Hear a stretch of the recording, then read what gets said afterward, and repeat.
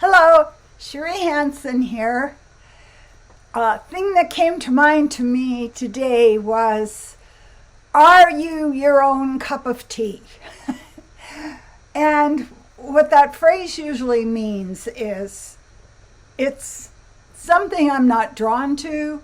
It's something that doesn't reverberate for me. It's something that doesn't suit the story that I have about myself. It's something that is not in my value system. And I would say that the greatest gift that I've had in the last 3 years has been understanding more about myself. I am in a place where I have greater respect for myself.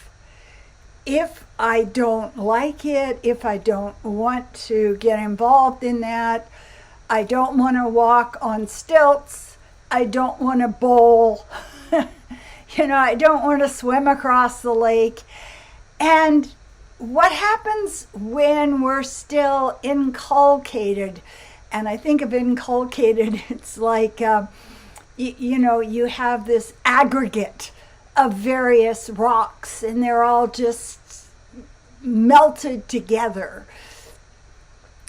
This is not how we're meant to live. We are not meant to live as a clump of self that is fused into other clumps. It's totally the opposite of community. Community is more like a choir.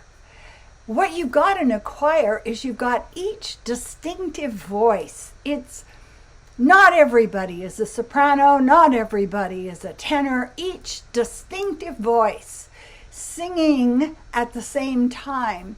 And the power of it comes from the individuals. The individuals are being very, very individual, and that allows them to create this beauty. That is the process that I have been going through in the last 3 years. In the past, I would judge myself, and I would be in a place where I would feel like there was something wrong with me because I didn't want to walk on stilts or go bowling or go out on the lake on a boat. And I would feel this little pushback in my high heart, and then the questions like, why don't I want to do this? Everybody else likes to do it. But this is what is happening in the world now.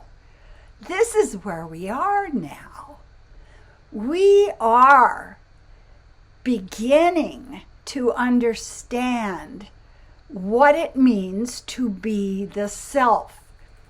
So the phrase came to me today, and I just kind of squealed in delight in my mind. Are you your own cup of tea? If you really like who you are, if you delight in it, if you look at the things you enjoy doing, the way you move through the world, the growth you're making, whatever the qualities are in you. Maybe you're just amazingly delicate and sensitive and radiating love. Maybe you're very strong and intense and like a heat-seeking missile. Whatever it is that you are, it's our job right now to first, number one, figure out what you are. Are you Earl Grey? Are you matcha? Are you some exotic clove tea? Are you herbal? Do you have a lot of caffeine? Whatever it is. And to come to a place where you just relax. you just stop the struggle. I don't want to go and sit in a group of 10 people and crochet today. Does that make me a horrible person? No, it doesn't. But we are constantly set up to judge ourselves. And that's the trap we're in. We're judging. And I was walking behind two young people the other day, and everything teaches me something now. I mean, it's like I signed up for some intensive higher education, 2 PhDs at the same time.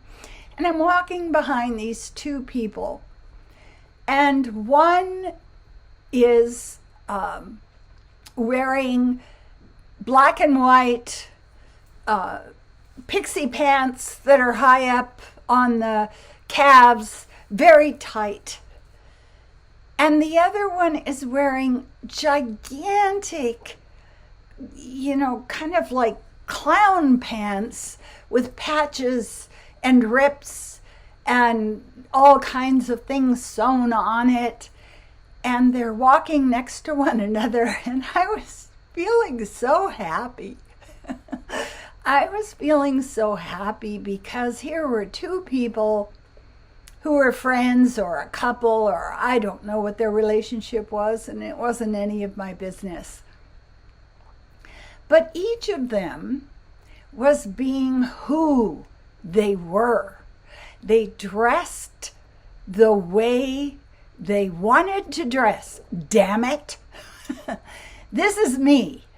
This is who I am. This is what I like.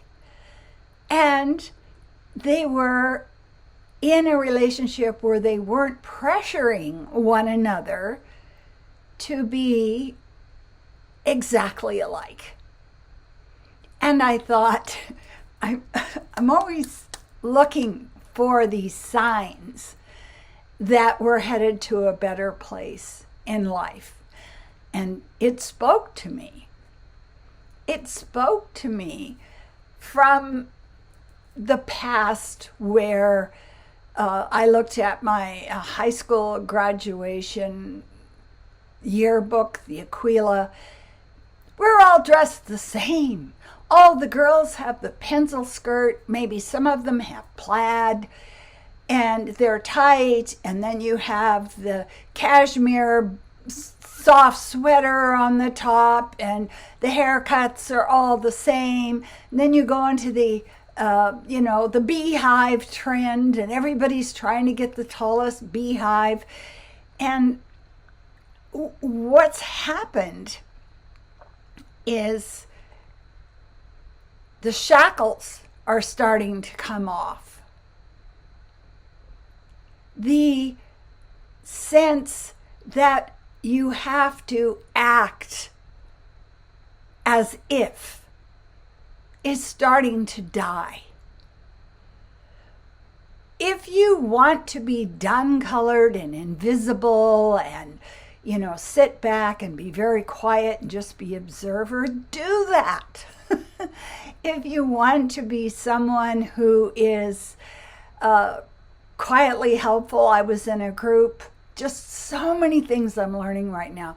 I was in a group of artists who were at a demonstration, and all of these older women, all of us gray-haired women are sitting there, and we were all mothering the artist who was doing the demonstration. We were saying things like, she goes, "Oh, I don't know where my scraper, it's over there. Oh, well, where did they put the cadmium red? Oh, it's there." And she was walking around the corner of the table, and some woman said, "Wouldn't it be easier for you if you just pulled the table over?" "Oh, yes, it would." And so I'm sitting in this group of women who are intent on mothering the person who is doing the demonstration. It was so different than the two groups I sat with previous nights of young people, of students, were from all over the world, all over the world. There were 2 Nigerians. There was somebody from Spain. There was somebody from Korea. There was an East Indian girl who was singing. There were people who were in a culture of, showing who they are, sequins and just amazing costume type clothing. And there were people who were serious academics and they were dressed in the quiet clothing. And in that crowd, there was this energy of support for one another.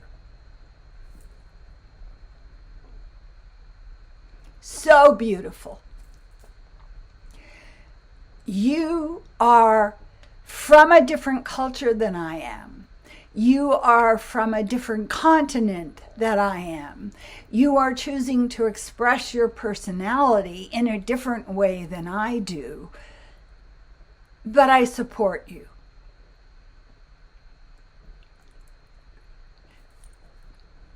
This is the job for us right now. The job for us right now is to like ourselves so much. I'll have another cup of that tea, man. I love it. I love that cup of tea. And so when each one of us loves ourselves deeply, we're like our own good mother or good father. If I want to shift my expression, if I want to try something else out, if I want to go from being, really quiet to expressive, or if I want to go from being, a circus performer to a quiet, clerical type, shuffling along without making a sound, I can do it because in this moment, I am deeply in love with who I am in this moment. And so that allows so much freedom. I think the issue with the past that we're all facing is we used to have no tolerance for others. We had the criteria for who we would love, who we would support, who we would take care of. And it was all based on the Puritan ethic, sinners in the hands of an angry God, outward signs of inner grace, all of that bullshit. And now we're getting to a place, and it's scary for a lot of people. There is no uniform you can wear that will guarantee you safety. Oh, there is no series of self-expression, of action, of manifesting your life that will guarantee you that you won't die. And this is something the Buddhists really get. You're going to die. Let's start with that. You're going to die. You're going to fail to stay on the earth.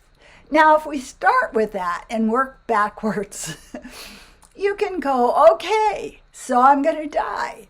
Now, what am I going to do while I'm here? So this really came down hard with me today. Our job is to fall in love with our own soul expression.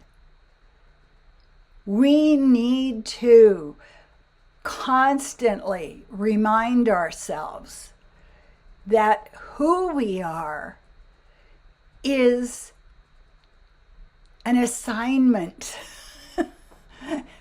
You are given an assignment, And you can't turn it in late, and you can't decide not to turn it in because the universe is not going to let you get away with that. It will keep slamming you with the assignment until you get to a place where you say, I love who I am.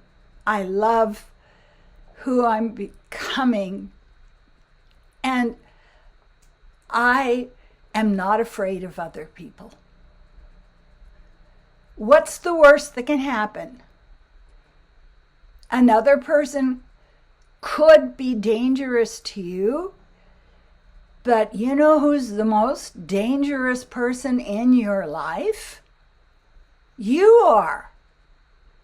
You criticizing yourself, stopping yourself, nagging at yourself, not accepting yourself will result in illness, will result in such tribulation. So right now, we're being called to train our minds to be calm, to love who we are, to watch ourselves for our victories. They can be so small. I mean, when I walk across the floor and I see something on the floor and I pick it up right away, I always have this little reward thing like, look at you grow. You used to just walk across that thing on the floor. And now when you see it, you pick it up right away. Yay! So encourage yourself. Look for the good in yourself. Grow strong in yourself. And you won't be living in so much fear. And that's what I have to say today. You are your cup of tea. And I want to ask you to please subscribe. I would also like to thank people so much for subscribing to my videos, for sharing them. I had over 1,000 shares just lately. People are sending these messages out to family and friends that are getting lost, that are in the fog, that are, in the murky forest. We need to help one another. It's a time for that. Shine your light. And I want to say, I appreciate you.